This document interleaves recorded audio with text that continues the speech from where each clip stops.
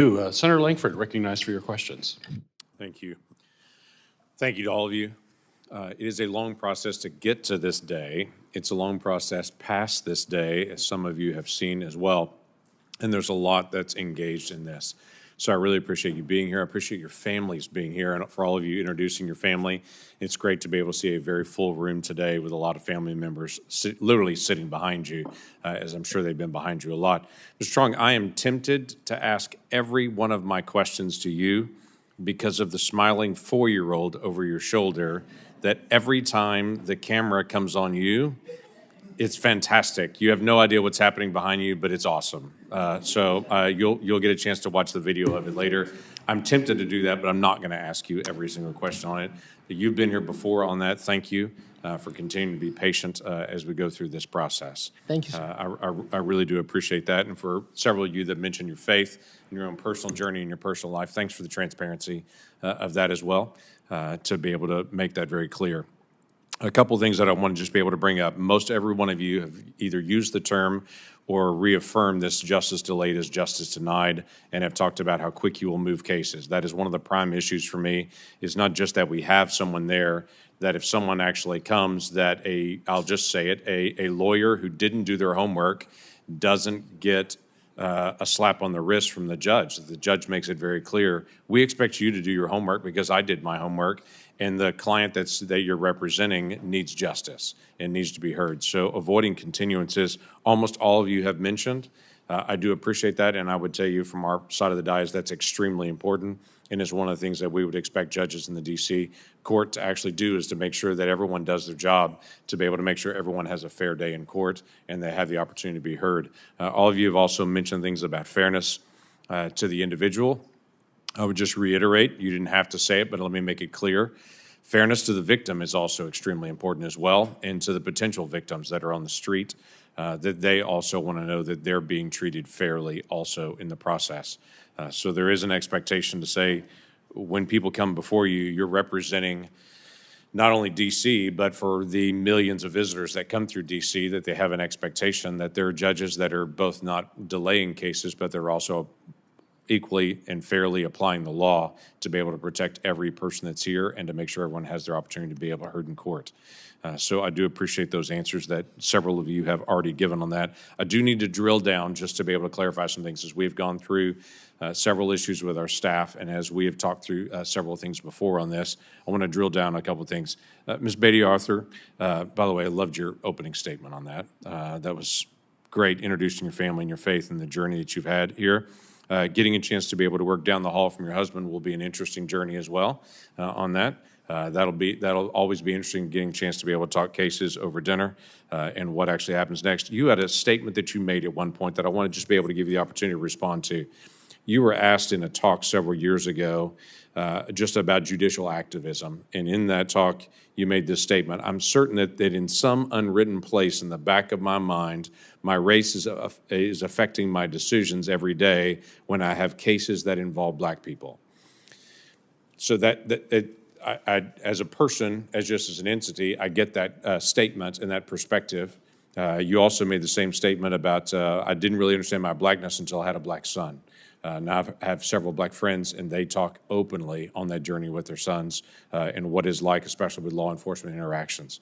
I want to give you an opportunity to be able to talk about that, because the reason I say that is, if an Asian family is in front of you in your court, if a Hispanic family is in front of you in court, whoever it may be, I don't want that statement to sit in front of them to think I can't get a fair hearing because I'm going to be treated differently than someone else in the court. So I want to give you an opportunity to respond to that. Thank you, Senator.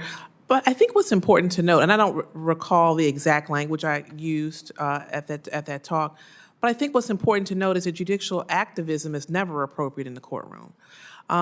The statement that I didn't really understand, I think what you mentioned was the blackness until I had a black son. Right. I think it pushed it to the forefront, my discussion and thoughts about being black. But no matter what, when I wake up tomorrow, I'll be a black woman. That is still important to me. but who I am does not affect the type how I handle my cases. Between the Office of Administrative Hearings and the Superior Court, I've heard thousands of cases, and I push any thoughts or ideas or about race to the side, because every person that appears in front of me has an important moment, regardless of what their race or ethnicity is. I'm not, judicial activism is inappropriate in the courtroom setting.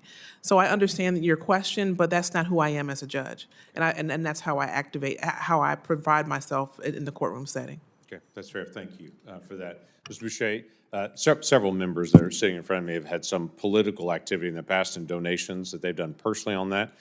You're one of the folks that's here that at previous times, previous to you being a magistrate judge, you did political donations. How do you separate your politics from being on the bench and trying to say, okay, everyone has a political perspective. Everybody does.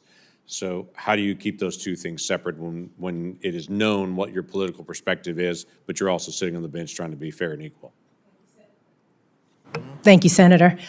Quite simply, I don't consult my personal feelings when I'm on the bench. I have, as the deputy presiding magistrate judge, as a magistrate judge for the past 8 years, I have presided over more than 27,000 cases, and individuals from all parties have appeared before me. My role is to consider the facts, objectively apply the law, and render a timely decision. And that's what I've done as a magistrate judge. That is what I intend to do if I am confirmed as an associate judge. Thank you. Okay, thank you. Ms. Johnson, Mr. McKenzie was asked a question earlier about a letter that he had signed on to in the past. By the way, there's a special place in heaven for sixth grade teachers. I just have to tell you that as a former youth pastor myself, there's no time in a boy's life more interesting than sixth grade. And so for teachers that teach sixth grade, that's an impressive time for you to engage on that. Mr. McKenzie answered a question about a letter that he had signed on to earlier. You have a letter that you had signed on to right after the Dobbs decision. And in that letter, it makes a statement: the court has failed to uphold the promise at the very core of the Constitution, the promise of liberty, dispassionate, fair, and equal treatment for all under the law. Obviously, the court decision for the Supreme Court in the Dobbs decision was really not a decision about abortion so much as who should decide on that. Should that be in the court, or should that be in the legislature, states, federal, whatever it may be?